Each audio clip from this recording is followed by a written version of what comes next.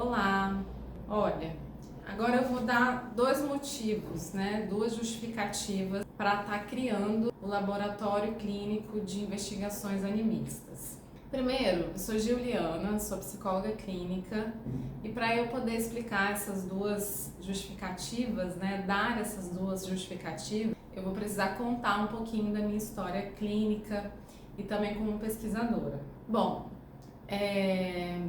a primeira delas, a primeira das justificativas, consiste no percurso clínico e de pesquisa mais teórico, filosófico que eu fui fazendo. Então, eu me graduei em 2012 em psicologia e eu, desde lá, já atuo na psicologia clínica, em consultório. E eu fui estudar a psicologia analítica, a psicologia do Jung, do Carl Gustav Jung. A psicologia junguiana, a psicologia profunda, A gente pode dar alguns nomes que foram dados também pelo próprio Jung. E eu percorri algum tempo de estudo da psicologia junguiana, fiz pós-graduação em psicologia analítica. E nesse percurso eu fui lidando com conteúdos mediúnicos. Então aí já vem uma pergunta assim, como que é na psicologia clínica a escuta para conteúdos mediúnicos? Então isso foi se tornando a minha questão como médium e a questão que se colocava para os meus analisandos médicos. E aí eu fui me interessando e achando que esse era um campo fértil, para a gente poder investigar. Por o Jung ele ser conhecido por seu caráter mais místico, por ele ter conceituado o inconsciente coletivo, que tem como estruturas os arquétipos, ele comumente é relacionado a estudos que possam ser mais espiritualistas. Assim como a transpessoal, a psicologia transpessoal, que não tem nada a ver com a psicologia junguiana, também é um campo de pesquisa, para se estudar a espiritualidade dentro da psicologia. E até mesmo na Gestalt terapia, a gente pode ter interlocuções para pensar a espiritualidade. Mas nada disso me instigava, nem mesmo a psicologia junguiana. Tinha alguma coisa que não fechava a Gestalt, Tinha alguma coisa que não me dava o contorno, me dava o solo mesmo, onde eu sentia que dava para plantar esse estudo, e ser fértil. E recentemente eu cursei, estou finalizando o mestrado, que dentre muitas coisas que o mestrado tem me trazido, como a minha própria pesquisa, eu fui me familiarizando mais até com esse campo de estudo que não se restringe à minha pesquisa de dissertação de mestrado. E aí fui me autorizando a falar de lugares mais desviantes, digamos assim, inclusive da própria psicologia junguiana. Enfim, chego no James Hillman, que é um pós-junguiano. O James Hillman, ele faz uma crítica às psicanálises, ele faz uma crítica à psicologia junguiana e principalmente ao modo como vai se formando o pensamento psi na ciência moderna. Então ele vai dizendo do quanto há um super investimento analítico e interpretativo na psicologia junguiana clássica. E não apenas, Ele faz uma relação, por exemplo, que eu acho bem interessante no livro Revendo a Psicologia, em que ele diz assim, ele diz que para todo símbolo que aparece que é fálico, a gente está tendendo a pensar a partir da psicanálise. E para todo símbolo que é sombra, a gente tende a ter uma interpretação junguiana.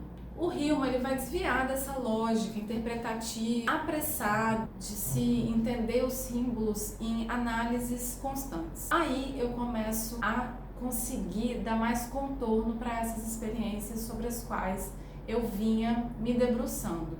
Quando eu coloco o Hillman em conversas com as cosmologias ameríndias, com as contribuições, por exemplo, de autores que estão na nossa brasilidade, Ailton Krenak, que fala do povo Krenak, da etnia Krenak. O próprio Luiz Antônio Simas, que traz o saber ali da macumba, que nos permite dialogar com as entidades. O Rufino, que também traz um pensamento aí sobre as encruzilhadas e tantas outras que vão colaborando, né, que vão proporcionando a gente saberes não comuns a uma psicologia. Mas aí, como ainda estar na psicologia? E aí poder acessar esses outros saberes. Aí que entra a parte da investigação animista, para se pensar um inconsciente animista como é proposto pelo próprio Hillman. Então, esse termo nos permite estar em contato com uma psicologia que pensa o inconsciente, abrindo espaço para um outro diálogo.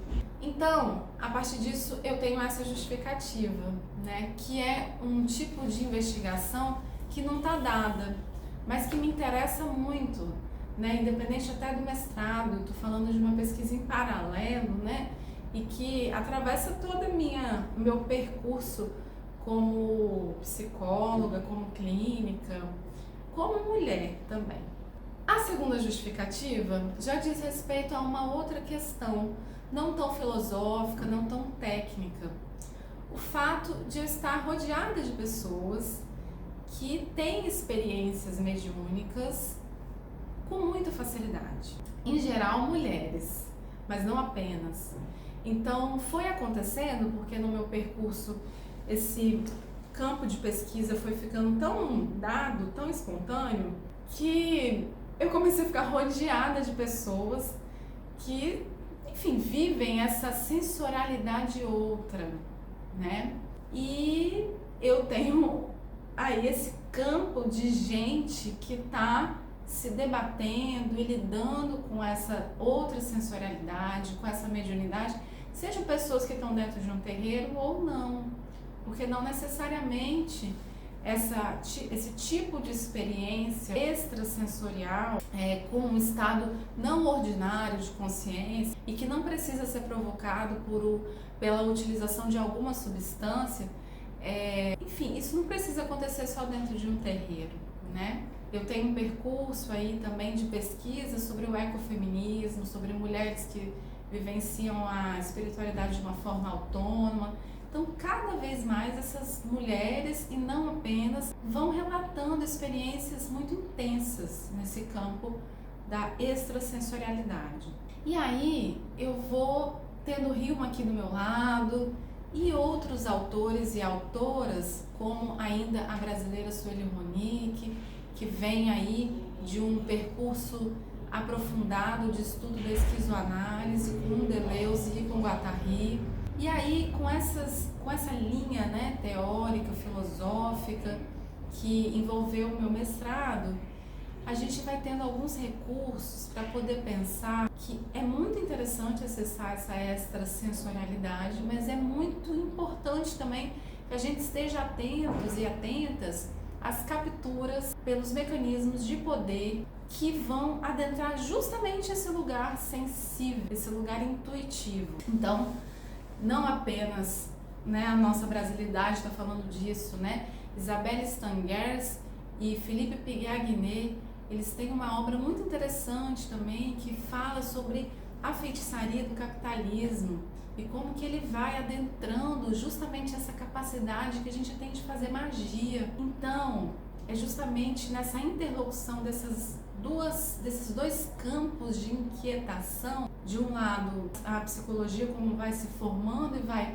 tendo seus limites e possibilidades para se pensar a mediunidade, e um campo rico de pessoas que vão demonstrando como estão vivenciando a mediunidade, a extrasensorialidade, e essas pessoas que vão me chamando a atenção para a necessidade da gente ter recursos mais afinados, né? Como afinar um instrumento mesmo, afinar a nossa cognição, o nosso estudo, para poder ficar atentos e atentas aos riscos de captura desse recurso, que nos é muito interessante, porque agora, pensando com James Hillman, é o que nos permite dar espaço à linguagem da alma.